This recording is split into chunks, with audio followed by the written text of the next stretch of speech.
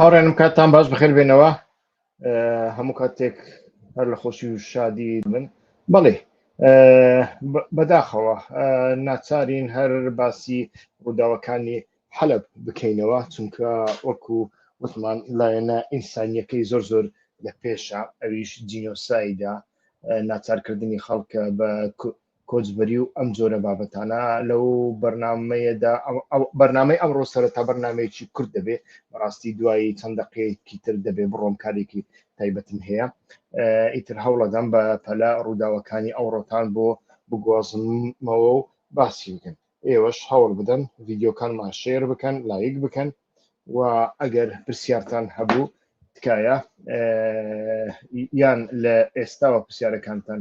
بنووسن، و یانیش ئیتر لە بەشی چاتدا پرسیارەکانتان بنووسن، بە دڵنیاییەوە وەڵامەکان دوایی وەرئەگرنەوە. ئەمڕۆکە بابزانین چی بوو هاوڕێیان. ئیتر هەوڵەدەم ئەمڕۆکە بە پێی ئاژانسی هاوار پرێس ژمارەی شەهیدان ئێستاکە لە هەردوو گەڕەکی کوردنشینی حەلب شێخ مەقسوود و ئەلەشرەفیە گەیشتۆتە 13 کەس و 64 کەسیش هەتا هەندێکیان باس لە 70 بریندار دەکەن کە نەخۆشخانەکە پڕ بووە. خۆی لە خۆیدا وابزانە شێخ مەقسوود نەخۆشخانەیەک هەیە و شاری حەلب بەردەوام ئیتر گەمارۆ دراوە، تانکەکان لە ژوورەوەن و ئیتر ناوچەکان بۆمباباران دەکەن. لە هەمان کاتدا لە ئاسمانیشدا هێرشی درۆنی هەیە، جاروبار هێرشی موشکی هەیە، تەنانەت موشکی گرادیش جاروبار بەکار دێ. بەپێی ئاژانسی ئیتر فرات ئەمە بوو و هەر ئەم ئێوارەیە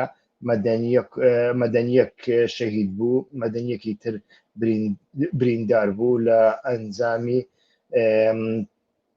تۆپبارانەکاندا. ئیتر زۆر بە چڕی تەماشا دەکەین فراکسیۆنەکانی ناو دەستەی تەحریری شام کە ئەتوانین بڵێن هەموو شتی ناودایە، داعشی لە ناودایە، بە چڕی و بە RPG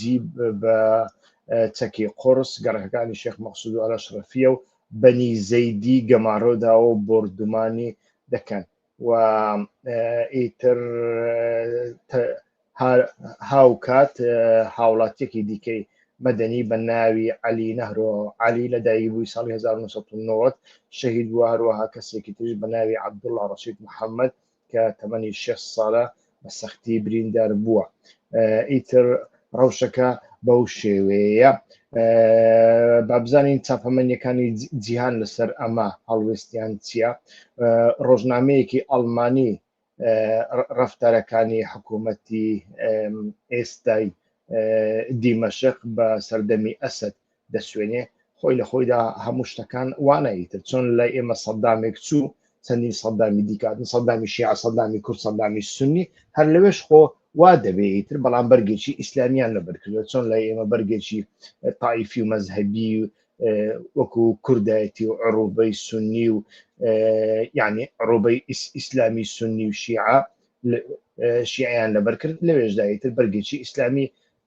لەبەر کردووە. ڕۆژنامەیەکی ئەڵمانی ڕەفتارەکانی حکوومەتی کاتی سووریاوە بۆ بردومانکردنی گەڕەکانی شێخ مەقسوود و ئەلەشرەفیە و بەنی زەیدی بەوە وەسف کرد کە بیرەوەری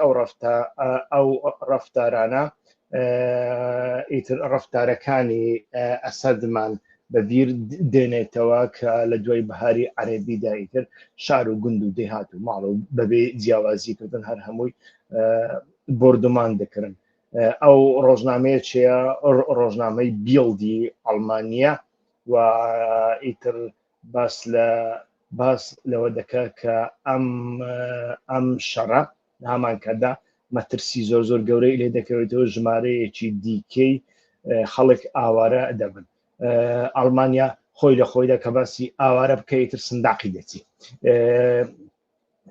بەرگری لە گەڕەکەکانی شێخ مەقسوود و ئەلەشرەفیە و بەنی زەید لە ڕۆژی سێیەمدا ئەتوانین بڵێن بەردەوامە. پێکدادانەکان زۆر زۆر تند بوونە و پێکدادانەکان زیاتر لە ئینگرانی ئاسایش ویانیش هێزەکانی ئاسایش زیاتر ئەتوانین بڵێن چەچی قڕناس و نیشان شکێن زۆرتر بەکاردێنن وا دیارە لە هەندێک شوێندا ئیتر لە بەرامبەر دەبابەکاندا مین و ئەلغامیان چاندووە بەڵام لایەنگرانی دەستەی تەحریر شام و فراکسیۆنەکانی ئەوانە بە چەکی زۆر زۆر قڕس ناوچەکە بۆمبە باران دەکەن و هەروەها ڕۆژنامەکە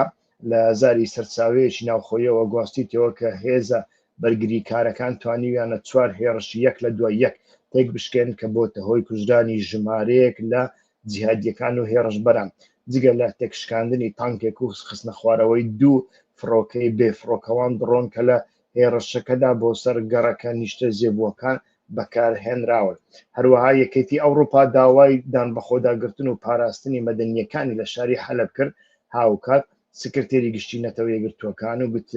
بێژەکەی نیگەرانی خۆیان دەربڕی سەبارەت بە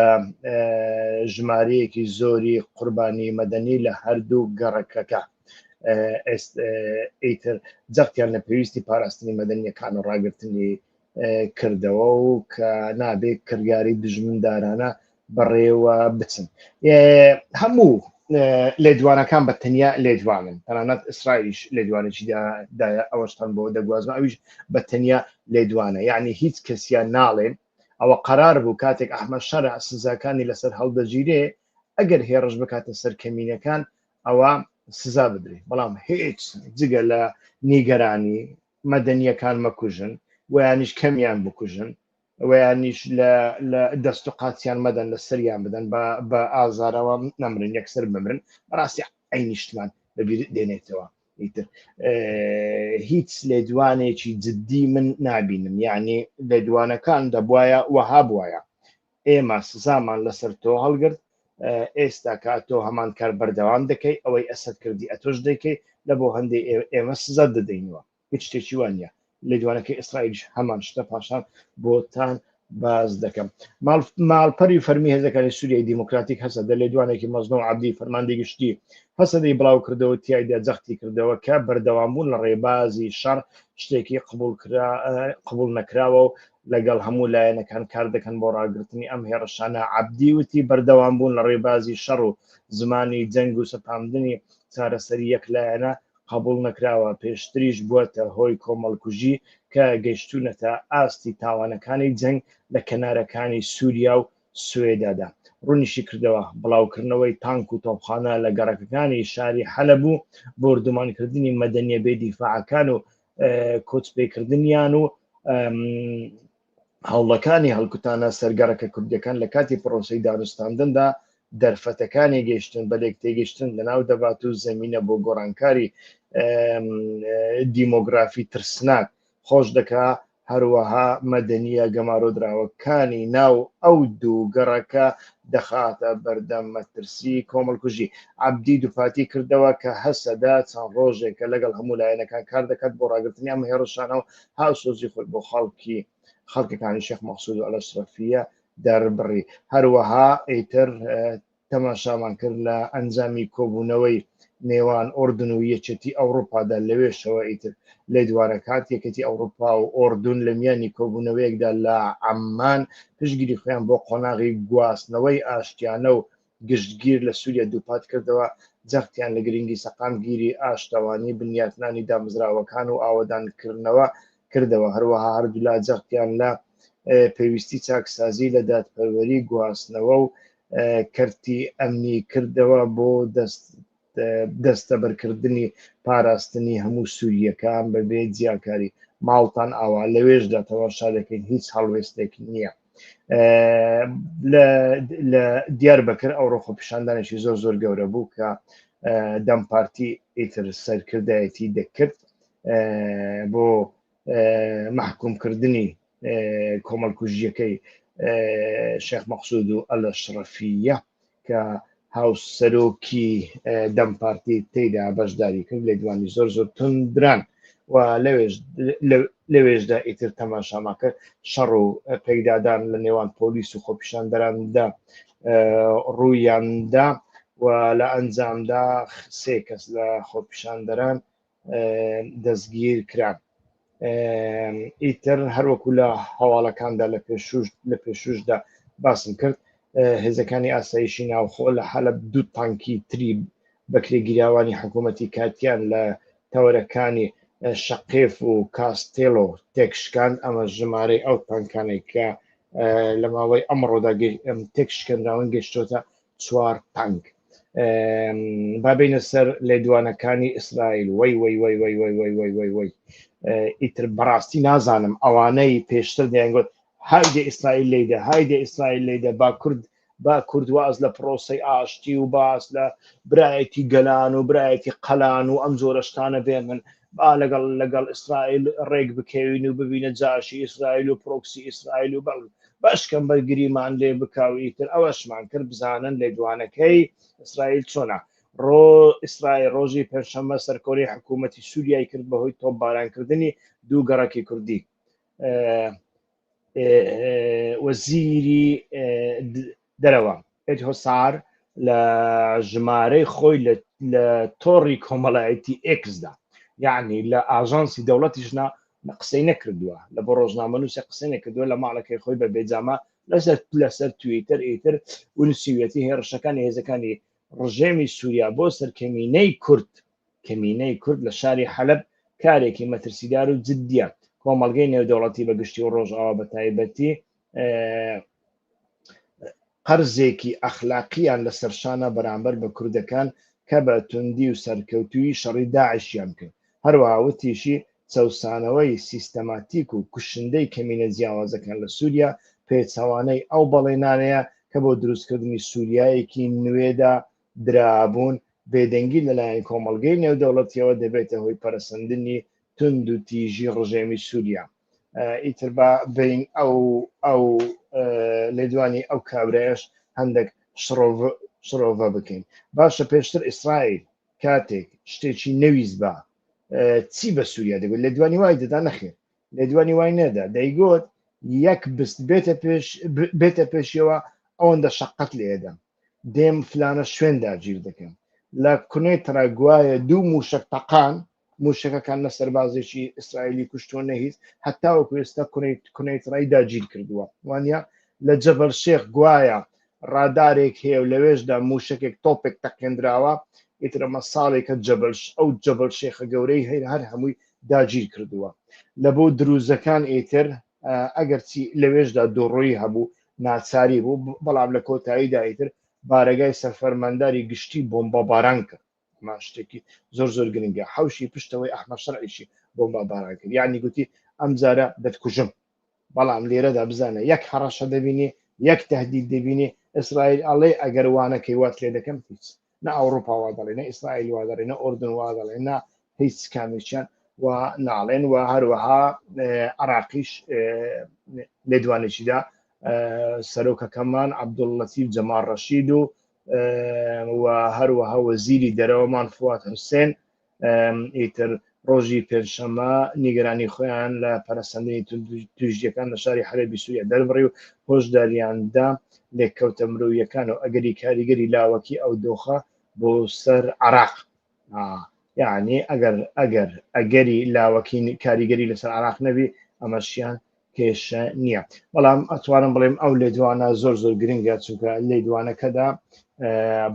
بە تایبەتی لێدوانەکەی فواد حوسێن لە ئەنجامی چاوپێکەوتنێکی تەلەفۆنی بۆ لەگەڵ وەزیری دەرەوەی سعودیا ئیتر لە بۆ هەندێک ئەو بابەتە هەندێک گرنگە کە وەکو هەواڵەکان باز دەکەن فواد حوسێن و فەیسەڵ بن فەرحان ئیتر قسەیان کردووە. بۆ ئەمە گرنگە چونکە سعودیا یەک لە وڵاتانەیە کە کاریگەری لەسەر شەخسی ئەحمەد شەرع هەیە لە پەخشی ئەمڕۆ بەیانیدا باسم کرد و هەموو پیاوەکانی ئەحمەد شەرع هەر یەکە سەر بە وڵاتێکن ئەحمەد شەرع بەخۆی سەر بە سعودیە وەزیری بەرگریەکەی نورهەف ئەبوو قەسرە سەر بە قەتەرە ئەسعەد شێبانی هەر هیچ ئەمە قڕوجی هاکان فیدانە تەڵەبەی ئەوە هاکان فیدان بەخۆی دیپلۆمی پێداوە دیپلۆمی زانکۆشی لە بۆ دەرهێناوە کەسێکی وایە ئیتر بەبێ هاکان فیدان ناتوانێت یەک ئیمزا بکە هیچ بە هیچ شێوەیە بەر لەوەی ئیمزا بکە قسەی لەگەڵ دەکا و ئەو لەکوێ بێ هاکان فینال دەچێتە ئەوێ قسە دەکەن دیدار دەکەن ئیمزاکان دەکا لە هەمان کاتدا ئەمڕۆکە دەمەوێ هەندێک باس لە پسپۆرانی ڕۆژهەڵاتی ناوەڕاست بکەم کە پسپۆرانی یعنی سووریا بکەم کە ئیتر هەڵسەنگاندنی چەندێکیان لەمانە لە بۆتان دەخوێنینەوە یەک لەوانە چارلز لیستەرە ئەندامی باڵا لە پەیمانگەی ڕۆژهەڵاتی ناوەڕاست لیستەر لە ڕێگەی سوسیال میدیا و بڵاوکردنەوەی پەیمانگەی MEIەوە چالاک بووە و ڕەخنەی لە حکوومەتی ڕاگوێزەری سووریا دەگرێت بەهۆی نەبوونی فەرماندەیی و کۆنتڕۆل بەسەر گروپە چەکدارەکانی ژێردەسەڵاتی کە پێشتر بە سوپای نیشتیمانی سووریا ناسرا بوو سوپای نیشتیمانی سووریا پێشتریش ناوەکەی ئۆسۆ بوو یعنی جەیش الحوڕ بوو کردیانە سوپای نیشتیمانی کە تورکان پێی دەڵێن میلی گوجوو ئیتر ڕەخنا لەوانە دەگرێت کە ئەحمەد شەرع هەتاوەکو ئێستا کۆنتڕۆلی بەسەر ئەمانەوە نییە ببورن و ئیتر ئەمە بابەتێکی زۆر گرنگە لە هەفتی کانونی دووەمدا ئاماژەی بەوە کردووە کە نەتوانینی وەزارەتی بەرگری حکوومەتی ڕاگوێزەر بۆ ڕێگریکردن لە فەیلقی دووەم لە تۆپبارانکردنی گەڕاکی شێخ مەقسوود ئەوە دەسەرمێنێت کە حکوومەتی ڕاگوێزەر تەنیا کۆمەڵێک جەنگاوەری سەرکردەی ملیشیای ڕکەبەرە نەک دەوڵەتێکی خاوەن سەروەری بێگومان ئەمە شتێکە کە هەموو کەس ئەڵێ لە بۆ هەندێشیانی ڕێککەوتن لەگەڵ ئەحمەد شەرع خراپ نییە تۆ هەر دەبێت ڕێک بکەوی چارەنی بەڵام ڕێککەوتن لەگەڵ ئەحمەد شەرع چۆن دەبێت ئەوە بەڕاستی جێگەی پرسیارە ئەحمەد شەرع کە بەخۆی نییە ئەحمەد شەرع لە ناو قسەکەیدا تەقەی لێ دەکرێت ئەحمەد شەرع دەسەڵاتێکی بەسەر گروپەکانەوە نییە و لێرەدا نامانەوێت بڵین کە ئەو شتانەی دەکرێن هیچ ئەحمەد شەرع پێی خۆش نییە ئەحمەد شەرع پێی خۆشە و ئاگاشی لێیە هەروەها دارین خەلیفە گروپی نێودەوڵەتی قەیرانەکان ئیتر ئەویش کە ئیتر وەکو شڕۆڤە کارێک قسە دەکا وابزارم کوردیشە لە راپۆرتێکیدا ئەمڕۆ باسی لە کارەساتە مرۆییەکان کردوتەوە ئەو لە هەشتی کانونی دووەم داوتی گەمارۆدانی ناوچە کوردیەکانی حەلەب پێشرکاریەکی ڕاستەوخۆی ڕێککەوتنامەی ڕاگوێزەری جوینی 2025 ئەگەر بەپەلە میکانیزمی نێوەنگیری بە پاڵپشتی نەتەوەیە گرتوەکان دروست نەکرێت ئەم گرژە دەگۆدرێت بۆ ململانەیەکی نەتەوەیی گشتگیر کە بۆ من بجۆ ڕقەش تەشەنە دەکا وەڵا لە بۆ دێرە زوریش تەشەنە دەکا و لە هەمان کاتدایتر فابریس باڵانش کە جوگرافی ناس و پرۆفیسۆری یاریدەرە لە زانکۆی لیۆنی فەڕەنسا باڵانس کە شارەزای دیمۆگرافی شاری حەلەبە شڕۆڤەیەکی جوگرافی و شوێنکاری بۆ پێکدادانەکان کردووە لە شەشی کانونی دووەمدا ئاماژەی بەوە کرد کە حکوومەتی ڕاگوێزەر هەوڵ دەدات دیمۆگرافیای شارەکە پاکتاو بکات بۆ ئەوەی دڵنیا بێتەوە کە حەلەب بە تەواوەتی لە ژێر کۆنتڕۆلی عەرەبی سوننەدا دەمێنێتەوە ئەو پێی وایە حکوومەتی ڕاگوێزەر بوونی کورد لە شێخ مەقسوود وەک کۆسپێکی هەمیشەیی دەبینێت لە بەردەم شەرعیەتی خۆیدا لە باکووردا بەڵێ هاوڕێیان ئەمانە کۆی بابەتەکان بوون کە بۆم باسکردن ئیتر ڕەوشەکە هەتاوەکو ئێستا بەو شێوەیە بەڕاستی بەرەوچێ دەچێ هەتاوەکو ئێستا نازانین ئەمڕۆکە بەیانی هاوڕێیان فێسبوک دووبارە ئەوەی کردیتر ڕێپۆرتی کردومە لەسەر فێسبوک وەرنەدەرەوە وەرنە سەر یوتیوب چەندجار پێم وتونە هاوڕێن تکایە وإيتر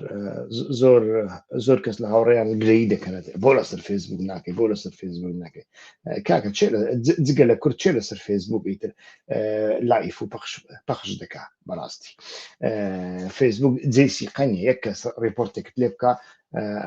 في مكان لناودتس أما نتاو كستا هيس كس نيتوانيو ليوتيوب فيلمي من بخاطا جير برسياروا نەیتوانیوێتتر ئەگەر هەش بێ یوتیوب سەرەتا نامەم بۆ دەنێری ئەڵێەوە چ باسە بەڵام لە فەیسبوک وانە فڕی ئەدایتر باش با بەردەوام بکەین ڕەوشەکە هەتاوە کوێستا بەو شێوەیە هەروەکو باسم کرد هەموو لێدوانەکان هەمان ئەو لێدوانانن کە لە سەردەمی داگیرکردنی ئەفریندا هاتنە ئاراوە یعنی بەگشتی کۆمەلگای نێودەوڵەتی زۆر بە ئاشکرا ئەڵێن کاکە لەو بەری ئاو فرات واز بێنن چۆن لە واستان لە عەفرینە چۆن لە سەردەمی ڕوخانی بەشار الەسەددا واستان لە شەهبا و تەڵ ڕەفعەت هێنا ئیتر لە حەلەبیش دەرکەون بە تەواوەتی با حکوومەتی سووریا ئیتر سەری نێیشێ ئێوە خۆی لە خۆیدا لەو بەری ئاوە کوردستانێکتان هەیە ئیتر کوردستانێکی دووەمیش لە ناو حەلەبدا نابێ حکوومەتی ئەحمەد شەڕە خۆی لە خۆیدا لاوازە لە ناوە خۆیدا لاوازە لە ناو قەسرەکەیدا لاوازە لە ناو فراکسیۆنەکەیدا کەس بەگوێی ناکە میوانداری لە شاندێکی ئەمریکی دەکات لە تەدمڕ ئیتر تەماشا دەکەی لە ناو سوپاکەی ئەحمەد شەڕعدا داعشێک دەردەکەوێت تەقییان لێ دەکات سێکەس دەکوژێ دروزەکان هەنا عەلەویەکان هەنا ئیتر ئەمە بەسە ئێمە شەڕعێکمان دەوێت بۆ ئەوەی بڕیارەکانی پێ بدەیت بۆ ئەوەی ڕێککەوتنەکانی لەگەڵ بکەین ڕێککەوتنی گەڕانەوەی پەنابەران دەبێت ڕێککەوتنی ئابووری دەبێت ڕێککەوتنی ئاساییشی دەبن بە تایبەتی تایبەت بە ئیسرائیل و ئیتر ئەمریکاش حکوومەتێکی جاهیل لەسەر دەسەڵاتدایە کە زۆربەی زۆری ڕێککەوتنەکان بەیان نامەکان نە بەخۆی دەنووسێ نە بەخۆی دەخوێنیتەوە بەس ئیمزای دەکات چەندین شێوەرمەندی کۆش کریسپی وایان گوتووە تویانە ترامپ ئەو شتانەی ئیمزای دەکات بەخۆی زۆر زان ناخوێنیتەوە یعنی کەسێکی وها جاهیلە تەماشای لێدوانەکانی بکە سەبارەت بە ڤەنزوێلا هەر ڕۆژ لێدوانێکی پێچەوانەدا ئەو لێدوانەی لەگەڵ لێدوانی دوێنێ لە ناکۆچیدایە سەبارەت بە ئۆکرانیا و رووسیا بە هەماشەوە سەبارەت بە غەزە و عەرەب و ئیسرائیل بە هەماشەوە ئیتر لە سەردەمێکی وادا بەڕاستی زۆر سەختە ئەگەر تۆ نەتوانی ئێرادەیەکی گەورەتر دروست بکەی حتا من هەندێک لە لێدوانەکانی مەزلوم عەبدیدا نەرمیەکی زۆر دەبینم یانی خۆی لە خۆیدا پێشتر لە گفتوگۆکانیدا لەگەڵ دیمەشق زۆر نەرم بوو بەردەوام لەیەک نزیکین گفتوگۆکان زۆر باش بوو سێ و پرتەقاڵمان خواردن چامان خواردەوە سوعبەتمان کرد گاڵتەمان کرد پێکەنین گەڕاینەوە بەڵام نەتیجەکەی ئەوە بوو ئیتر لەوە لێرەشدا من زۆر نەرمی دەبینم لەو نەرمێدا وا دیارە ئەو گوشارە هەیە کە کۆمەلگای نێودەوڵەتی پێیان بڵێ وا بکە بەڵام خەڵک دەیکە ئەو خەڵکێکە 1000 ساڵە لە حالب دەژی بۆ بیکە بەڕاستی ئەمە جێگای شەرمەزاریە و ئەمە جێگای داخە کارەساتەکە بەتەنیا کارەساتێکی سیاسی نیە کارەساتێکی کۆمەڵایەتی و ئینسانیەیان ئەو خەڵکە خۆی لە خۆیدا 15 ساڵە یعنی سووریا خۆی لە خۆیدا برسیە 15 ساڵە جا ئەو خەڵکە 2003 برسیە یعنی جارێک لەلایەن سووریا و برسی کراوە جارێک لەلایەن دەستەی تەحریر شام و جەبهەت النوسرە برسی کراوە جارێکیش وەکو هەموو سووریایەک برسی کراوە و هیچ کاتێکی ڕێگایەکی لۆجستیکی نەبووە لە نێوان ئەوان و بەشەکەی دیکەی فڕاددا بۆ ئەوەی یارمەتیان بۆ بچێ ئیتر بابەتەکە هەتاوەکو ئێستا بەو شێوەیە لەو بارەدا چالاکیەکانیش بەڕاستی کەمن یعنی کوای چالاکی لەکوێی دنیادا چالاکی هەیە جارێ نییە چەند دیدارێک هەنە ئیتر ئەو دیدارانەش ئەنجامەکەیان چۆن دەبی نازانین بەڵام لە ساحەیە مەیدانیدا ئیتر هەتاوەکو ئێستا لە بواری سەربازیدا شتێکیان نەکردووە ئەوەی کە مەترسیدارە ئەگەر بێت و خەڵکەکە زیاتر ناچار بکرێ برسی بکرێ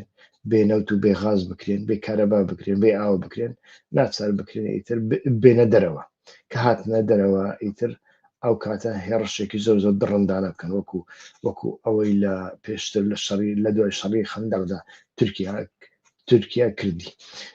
ئیتر ئەوە بە نسبەت سیاسەتی نێودەوڵەتی و بە تایبەتی تورکیاشی تر کە ئەمەی دەوێەوە ئەمە دیسە لە بیر نەکەین. ناڵێن ڕاستەوخۆ ئیسرائیل بە ئەحمە شەرعی گوتووە بڕۆ لێیاندن بیان کوژن ئەوێ بگرن، بەڵام بمانەوێ نەمانەوێ ئیتر ئەمە ڕوویدا بەو شێوەیە لە سەردەمێکدا کە ئەوان لەگەڵ ئیسرائیلەکان دانیشتبوو و ئیسرائیل ئیتر ئەوەی دەیویست بەدەستی خستووە لە سووریا چکاری بە کورد بێتر لە مەودووە. ئایا نازانم ئەمانەی کە چپریان لە بۆ ئیسرائیل لێ ئەدا کەسیان ئامادەن غیرەت و شەڕەفیان هەیە یەکجار داوای لێبوردن بکەن، یەکجار داوای لێبوردن بکەن، نییە، یەک نییە یعنی کورد ئەمەنا بێ ئەوەیە بێ یعنی داوای لێبوردنەکەم ئینسان هەڵەیەک بکە. من چەندین جار هەڵم کردووە لە شڕۆڤەکانمدا بۆ چوونی هەڵم هەبووە، دوایی داوای لێبوردنم کردووە، داوای لێبوردنم کردووە چی ینی ئێمە ئینسانین هەڵاکە، بەڵام بەردەوام بوون لەسەر ئەمە بەڕاستی کێشەیەکی زۆر زۆر گەورەیە. بەڵێ هاوڕێیان هاتمە کۆتایی ئەو بابەتە. ئیتر پرسیارەکانتان ئەگەر لە بەشی چاتدا بنووسنەوە ئەو پرسیارانەی ئێستا کردوتانە کە ناتوانم وەڵامتان بدەمەوە، زۆر سوپاستان دەکەم کۆپی بکەن لە بەشی چاتدا بنووسن، ئیتر لە کاتژمێرەکانی ئایندەدا هەوڵەدەم وەڵامتان بدەمەوە و ئەم شەو کەش خەفەر دەبم دیسان بزانین چ ڕووداوێک ڕوو ئەدا بەیانی زوو بەر لە مەلابانگدانێ لەگەڵتاندا دەبمەوە. ئیتر ئەو کاتە بە کورمانجیش قسە دەکەین، هەواڵێن کورمانجی ئاخف ببورین وەختێ من تەمام بوو ئەس نەشێم نەکارم نەها بە کورمانجیژی عینی تشتێ ببێژم کو بە من بە سۆرانی گۆت لێ سەرێ سبێ زوو هەوڵ دەدەم ئەس بە کورمانجی زێتر باخفم و ئیشەف ئەزێ هەوڵ بدەم حتا درەنگی شەوێ چاودێریا ڕەوشێ بکەم و احتیمالە هەنێک تەلەفۆنانژی بکەم ئاگاهیان دەوی و واریدا کۆم بکەم و پێشکەشی وە بکەم. لە کەرەماخۆ بەردەوام بن لە ئالیکاریکردنا vê kanalê heta bernameyekî de silav û rêz ji we re dem baş şevawe xweş be. Gelek spas minnetdar im.